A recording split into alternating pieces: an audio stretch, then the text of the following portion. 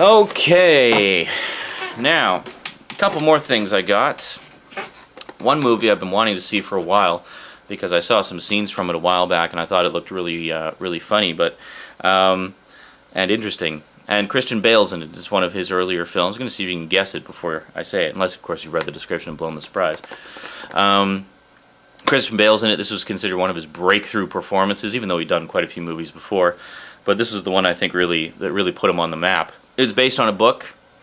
One of the main reasons I didn't see the movie for a long time is because when I worked at Chapters a few years back, there was a book club, and this particular book was chosen as the book club book of the week one week. So one of the girls who worked there showed me some of the more disturbing passages from it. I was like, oh my god, that's horrifying. Why would I want to see a movie about that? It was just really disturbing. But then I understood the movie toned it down quite a bit and focused more on other aspects of the story. I am, of course, talking about American Psycho. Even if you hate the book, check out the movie. It's actually a really good movie. Christian Bale is great in this. I mean, the whole thing takes place in the 80s, and it's basically a dark satire of yuppie culture in the 80s. And about this guy who's just sick of the facade and goes around killing people to relieve his frustrations. That's basically it in a nutshell. It goes a lot more deep than that. It's a very dark and psychological story in many ways, but it's also very funny. Like, I actually really enjoyed this a lot, and I'm sure I'll be watching it again. Got this on sale for $10 at Walmart. Again, good old Walmart, man, I tell you. If you're looking for Blu-ray and DVD deals, go to Walmart, hit the bargain bins. Then, this one wasn't on sale, but it was reasonably priced. It was only 21 bucks. I've had this movie on DVD for a while, and was quite happy to see they released a director's cut version. Dark City! Yes.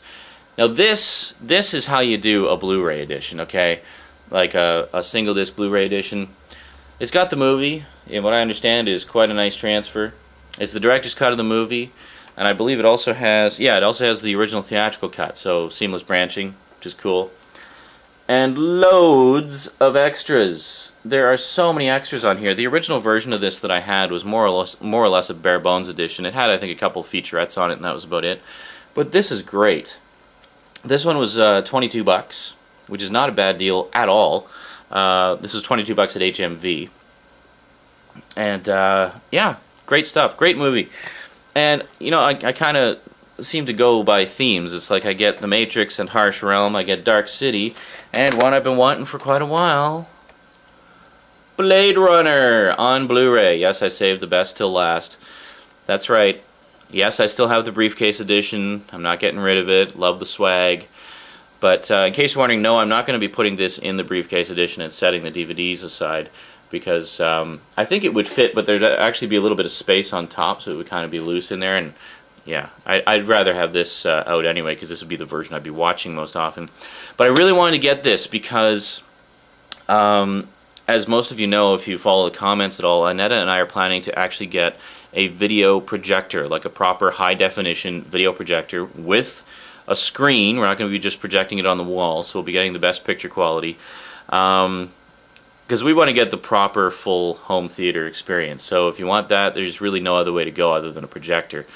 And for, you know, comparable price, we're looking at about a $3,000 projector roughly. And for comparable price, I mean, the size of picture that you get with a projector is, you know, twice the size of what you could get for the same price in a TV. So plus, you avoid all the inherent problems of TVs. Like, for example, with a plasma TV, you have problems with burn-in. And, of course, we play a lot of video games, so burn-in is definitely a concern. With an LCD TV, you have problems with, well, first off, the blacks not being true blacks. They're actually really dark blue. And then dead pixels every once in a while. You get a dead pixel on an LCD TV, you're screwed. So, with a projector, really, the only thing you have to worry about is changing the bulb every once in a while. Now, the bulbs are expensive. We're looking at about $300 or $400 for most projector bulbs, maybe $200 on sale if you're lucky. But and the amount that we would definitely be using it, we would certainly be keeping a few spare bulbs on hand. But the simple fact of the matter is, I've looked at some screenshots recently comparing the DVD version of Blade Runner to the Blu-ray version, and there is just no comparison. I mean, the level of detail is really quite staggering. Like, just amazing on this, especially like the model shots, like the cityscapes and stuff like that. It's just phenomenal. When they did the high def masters of this, they scanned everything at like super high resolution. They scanned the 35mm footage at 4K resolution, and they did all of the effects shots in, it was either 65 or 70mm, anyway, much higher resolution. They scanned all of that at 8K, and then made the 1080p masters from those prints. So, for the final cut specifically, I should say. But anyway, this has all 5 versions in high definition. Now, the only one to get the full deluxe 4K, 8K treatment is the final cut. The rest of them are basically just straight scans, like high resolution scans of the, I guess, original negatives of those particular versions. So we take a quick look inside. There's really not a big difference. There's the booklet, which you've seen when I did the briefcase review. It's exactly the same booklet. It's just slightly smaller size to fit in the Blu-ray case. And then we have the 5 discs. I'm very happy that none of the trays had broken clips or anything, so I was very happy about that. and there you go. Now, I should mention, most of you probably know this already, all 5 movies are in high definition. That includes the work print. So you get the theatrical version, the international version, the 1992 director's cut, the work print, and finally the final cut. All in 1080p high definition. That's the main reason to get this set. All the extras, however, the Dangerous Days documentary and the supplements disc, so that's discs 2 and 4, are actually standard definition. Now, they mention this on the back, they mention it on the discs, and they mention it in the book. So you have no excuse to not know. They made it completely clear that that's the way the set was done. It's unfortunate that the documentary wasn't in high def, because it really is an outstanding documentary, and some of the extras as well, but oh well, whatever. I mean, the main thing is to have the movies, and at least in terms of content, you're getting all the same stuff that's in the other editions. What else? Oh yeah, Netta got one. Yes, she got one. Something for our Woody Allen collection. Manhattan Murder Mystery. There you go. Once again, out of the bargain bin, I think one of them, I think it was on sale. But yeah, we love Woody Allen. Great stuff. I can't really say much more about it because we haven't watched it yet. I like to talk about each movie at least a little bit, so it's justified putting it into the mini reviews section on my website. But Manhattan Murder Mystery by Woody Allen. Lots of notable actors in it.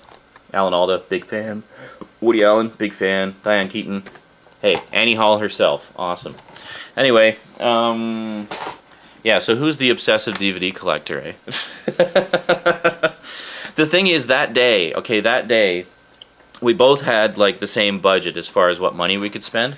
I, of course, went for DVDs and Blu-rays because that's what I usually go for. Annetta almost did. She had, get this, she had in her hand the Coppola restoration of the Godfather trilogy on Blu-ray. $75. She was gonna get it. I was so proud of her.